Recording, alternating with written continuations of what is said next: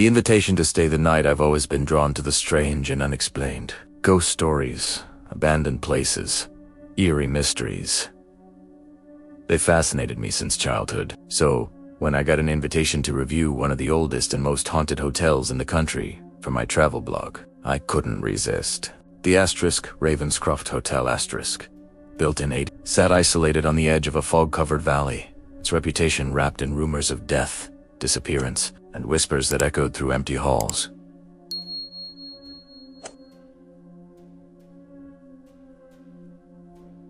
I arrived late in the evening. The air was heavy with mist, and the flickering lanterns at the entrance cast long, trembling shadows. The building loomed over me, tall, ancient, with broken gargoyles and ivy crawling up its stone walls like veins. Inside, the atmosphere was colder, as if the hotel itself exhaled a chill that seeped into my bones. The receptionist, an elderly woman with silver hair tied neatly in a bun, greeted me without a smile. Her voice was soft, but oddly detached. "You are staying in room 313, correct?"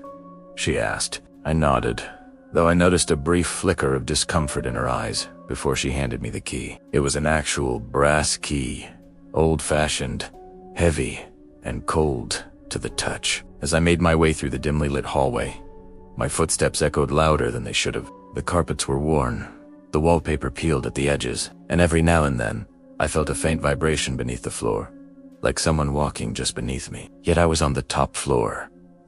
Room 313 was at the very end of the corridor. The brass numbers were slightly tilted, and the door creaked like it hadn't been opened in years. Inside, the room smelled faintly of old wood and lavender. A large canopy bed stood in the center, its drapes dusty and faded.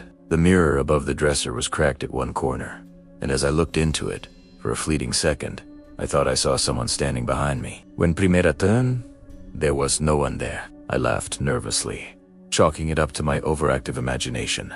After all, I came here expecting something spooky. Maybe my mind was just giving me what I wanted. Still, as the night deepened, a sense of unease grew. The temperature in the room dropped sharply, and I could see my breath in the air. Then came the whisper, faint at first like the sound of wind sleeping through a crack in the wall. But soon, it became distinct.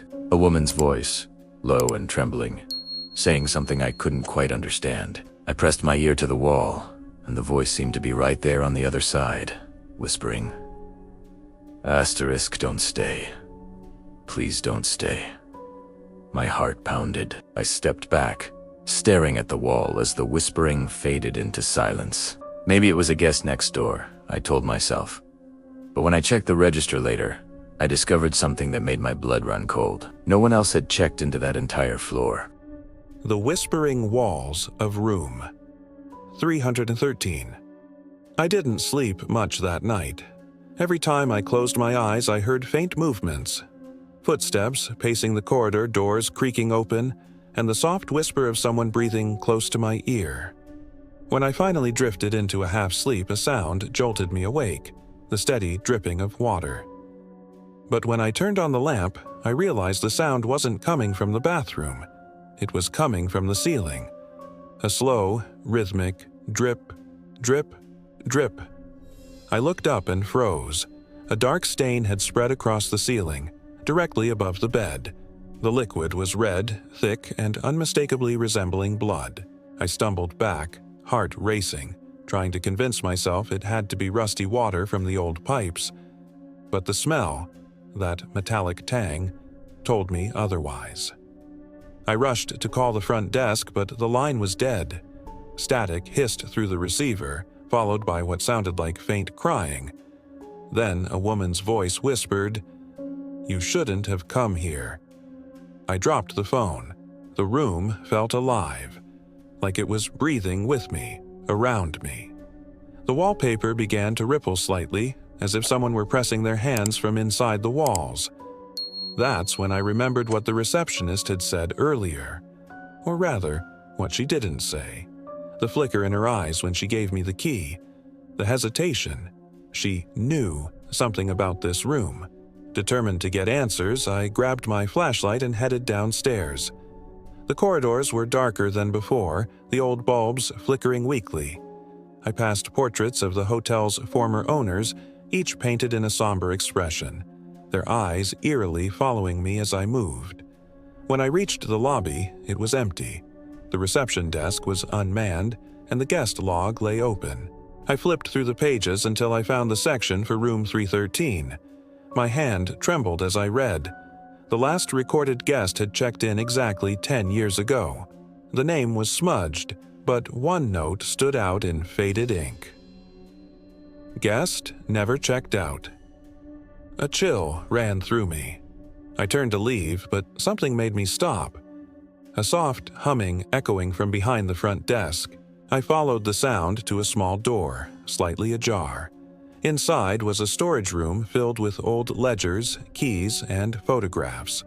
On the far wall hung a large framed photo of the hotel staff from decades ago. My eyes scanned the faces. The receptionist looked younger, standing beside a woman in an elegant gown. Her face was pale, her eyes hollow, and beneath the photo, a plaque read, "In loving memory of Miss Eliza Moore, found dead in room 313, 1934. My breath caught in my throat. Eliza Moore." The name rang in my head as I remembered the whisper, the same trembling voice begging me not to stay. I looked closer at the photo and felt my blood freeze. Behind Eliza, faintly visible in the background, was a shadowed figure standing near the doorway. Its eyes were hollow black pits, and I could swear it was smiling. Part 3. The Shadow at the End of the Hallway. I stood frozen in that dim storage room, my flashlight trembling in my hand. The smiling shadow behind Eliza Moore in the photograph haunted my thoughts. I could feel something shift in the air. The same chill that had filled room 313 now followed me here. I didn't know what I was looking for anymore. Answers, proof, or just a way out. I turned to leave, but the humming started again. Faint, ghostly, and coming from the hallway. It was the same tune I had heard over the phone. My body stiffened. Slowly, I stepped out of the storage room and into the corridor. The hotel was utterly silent except for that eerie melody. The humming grew louder as I reached the main staircase. And then, I saw her. A woman stood at the far end of the hall, her back facing me. She wore a long, torn gown, the same one from the photograph. Her hair was matted, her skin unnaturally pale under the flickering light. She swayed slightly, humming that dreadful tune. My voice caught in my throat as I whispered, "Eliza?" The humming stopped. The woman tilted her head slowly, unnaturally, as if her neck had forgotten how to move like a human. "S." Then, in a whisper that sent ice through my veins, she said, "You shouldn't have stayed." I stepped back, but my foot caught on a loose floorboard. The creak echoed like a gunshot. Her head turned sharply, too sharply, and I saw her face for the first time. Hollow eyes, blood smeared across her cheeks, a twisted grin that didn't belong on any living thing. The lights above me flickered violently, and in one blink, she was gone. The hallway stood empty, but the air felt heavy, suffocating. I could hear footsteps behind me now, slow and deliberate, matching mine exactly. I turned. Nothing. Panic surged through me. I bolted up the stairs, heart hammering, each step echoing through the hollow hotel. The doors along the corridor shook violently as I passed, slamming open and shut as if invisible hands were throwing them. The whispers returned, all around me this time. Hundreds of voices murmuring in agony. When I reached room 313, the door was wide open.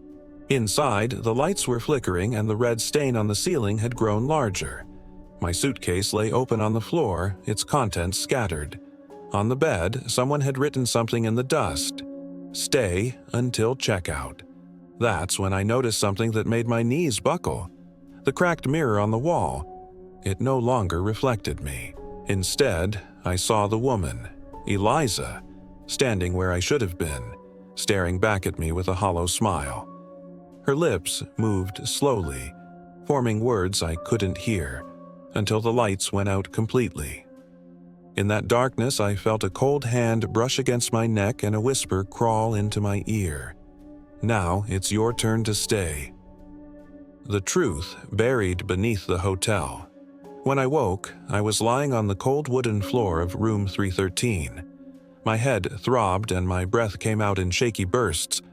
For a moment, I didn't remember where I was. Then it all came flooding back. The humming, the whisper, Eliza's face in the mirror. The first thing I noticed was the silence. The whispers were gone.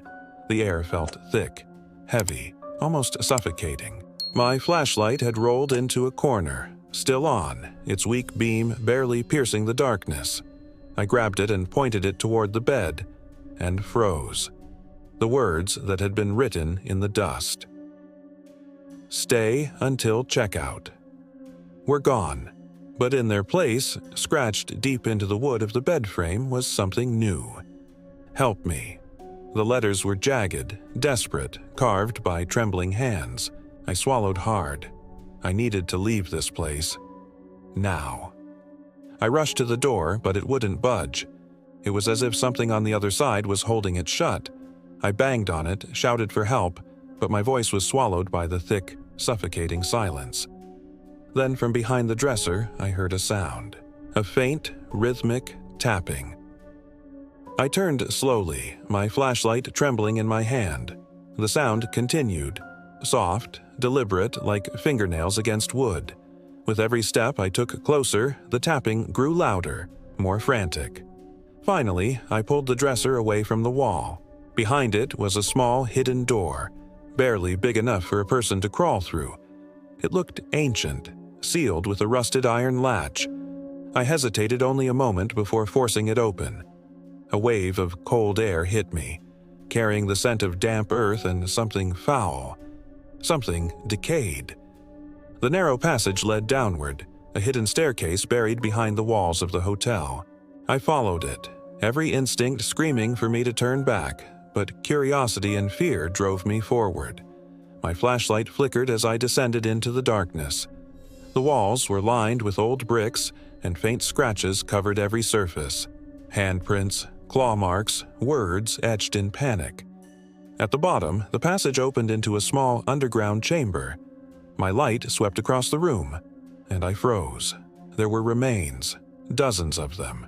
Bones, decayed clothes, personal belongings, watches, jewelry, shoes, and on the far wall, painted in what looked like dried blood, were the words, "Welcome to the permanent guest list." I stumbled backward, my stomach twisting. That's when I saw her again. Eliza Moore, standing in the corner, her pale face faintly illuminated by my flashlight. But this time, her expression wasn't twisted or angry. She looked sad. She raised a trembling hand and pointed toward the ceiling. "He's still here," she whispered. Before I could move, a shadow emerged from the darkness behind her. Tall, faceless, its limbs unnaturally long.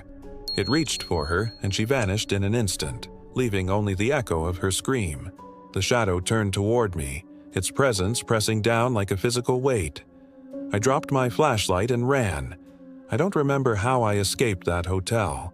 The next thing I recall is waking up in my car at dawn, parked miles away, covered in dust and dirt. The Ravenscroft Hotel stood silent in the distance, bathed in gray light. When I reported what I'd seen, the authorities searched the building. They found the hidden chamber. They found the remains. And they confirmed that Eliza Moore had been one of many victims of the hotel's first owner, a man who lured guests, murdered them, and buried them beneath the building. The hotel has since been sealed off. No one is allowed near it anymore. But sometimes, late at night, I still hear that humming, faint and familiar, right outside my window. And when I glance at my reflection, I swear, for just a moment, I see room 313 behind me.